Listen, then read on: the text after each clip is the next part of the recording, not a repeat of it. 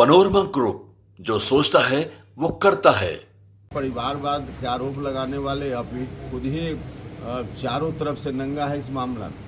जो विरोध पक्ष के लोग यहाँ हैं, कहाँ से आए हैं?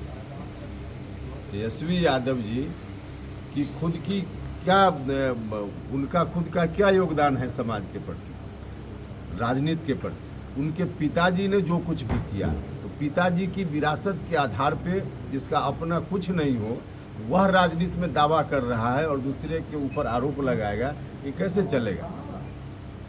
एक तो आरजेडी में सिर्फ और सिर्फ विरासत के नाम पर है, कोई योग्यता के आधार पे नहीं है। और मांझी जी के परिवार में कोई है भी तो हर तरह से व्यक्तिगत रूप से पढ़ा लिखा सक्षम हर तरह से है, तो इसलिए ऐसा आरोप लगाने वाले खुद अपने गिरबान में झांके। सर, अभी आपने बेलागंज के बारे में कहा कि क्षेत्र की परिस्थिति कुछ ऐसी है जो कि इस बार आपको गुड शाइन दिख रहा है। सर, मैं ये जानना चाहूँगा, ये 35 वर्षों के जो राज्य में 15 से 20 वर्ष तो नीतीश कुमार का ही था, उसमें भी MY समीकरण के तहत वहाँ जीत दर्ज की तो दूसरे ने ही की। आपने भी अपने कैंडिडेट को उतारा, लेकिन वो उसे ध्वस्त नहीं कर सके, उन्हें गिरा नहीं सके। इस बार क्या सुरखाव के पर लगा देंगे कि वो जीत जाएंगे? देखिए, कोई सुरखाव का पर लगाने की जरूरत नहीं है। लोग खुद ही समझ चुके हैं, जिस तरफ आप इशारा कर रहे हैं, लोग खुद ही समझ चुके हैं कि लोग भावना के में आकर के वोट करते रहे हैं, लेकिन इस बार भावना में लोग नहीं हैं, सच्चाई की धरातल पर खड़े हैं।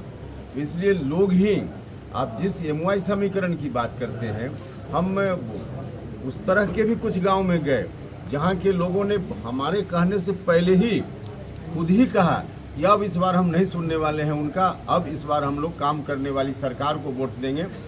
इसलिए हम यह बात बोल रहे हैं। सर, दूसरा ये कि आपके साथ जो शाहबाद या गया के थे अजय, इंजीनियर अजय कुशवाहा जी, ऐसे करके ये बिखरते क्यों जा रहे हैं? आप कहाँ चले गए? एनडीए में है ना? आपका तो साथ छोड़ा था। अरे वो एनडीए में ही कहीं गिरे तो दाल में ही है, दाल से बाहर हो जाए तो चिंता होती है। अच्छा, आप बिहार के बहुत बड़े चर्चित नेता में से आते हैं, एक सीट नहीं आती है, अब उसका विश्लेषण, लोकसभा का विश्लेषण हो चुका है ना। आपका इशारा लोकसभा विधानसभा में भी आप लड़े, विधानसभा में कहा विधान एनडीए के रूप, उसके पहले लड़े तो पिछले विधानसभा का विश्लेषण अभी होगा क्या? उसकी समीक्षा होगी क्या? उसकी समीक्षा की जरूरत नहीं है। और अभी आप जिस रूप में कह रहे हैं, अगर नहीं हमारी पार्टी की ताकत होती तो उपेंद्र कुशवाहा राज्यसभा का सदस्य बन के, जिसका एक भी आप ही करें, क्यों आपको क्यों नहीं बना, आपको क्यों नहीं बना दिया, आपको क्यों नहीं बना दिया उपेंद्र कुशवाहा को? सर उपेंद्र कुशवाहा को क्यों चुना? कहा को ही क्यों राज्यसभा की सदस्यता के लिए चुना गया? वो तो एक आपको दे दिया गया है। भैया, क्यों दे दिया गया? ऐसे दे दिया जाता है क्या? लेकिन आपकी पार्टी रहते हुए आपके आधार पर तो नहीं दी गई। सर, आखिर इस बात का नहीं है, कई लोग एनडीए गठबंधन में हैं जो पीछे उनका परफॉर्मेंस अच्छा नहीं था, लेकिन इस बार सब लोग क्योंकि मजबूती से हैं, तो इस बार परफॉर्मेंस बहुत अच्छा होने वाला है। इस आधार पे हम करें, जिस एनडीए उस आधार पे इस बार नहीं होगा, इसलिए कि उस बार एनडीए जिस स्वरूप में था, इस बार दूसरे स्वरूप में है।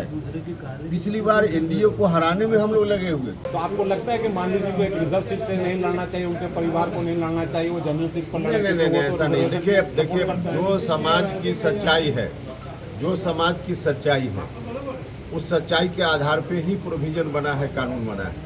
आज भी अपवाद भले हो जाए कोई कि कोई रिजर्व कैटेगरी का कोई आदमी जनरल सीट से कहीं देश में जीत गया हो, एक आध जीत जाए, वरना आज भी जो रिजर्व कैटेगरी के लोग हैं उनको जनरल सीट से कोई भी पार्टी लड़ा दे तो शायद वो जीत पाए।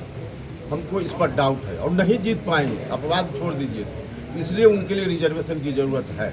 एक पार्टी का उदय हुआ है, RCP सिंह जी ने अपनी पार्टी बनाई है, क्या लगता है कि एनडीए में आएंगे वो भी, आप महागठबंधन में जाएंगे, या आएंगे तो जगह है उनके लिए? अभी का कोई एजेंडा नहीं है, आगे आएंगे, बाद में तो सवाल पूछेगा। कल जिला परिषद आरजेडी को छोड़ रहे हैं, स्वाभाविक रूप से आरजेडी से जो उनकी शिकायत है, वही तरह का गठबंधन है, तो स्वाभाविक रूप से फायदा होगा। लेकिन 95% से ज़्यादा सड़क हर टोला तक पहुंच गई है।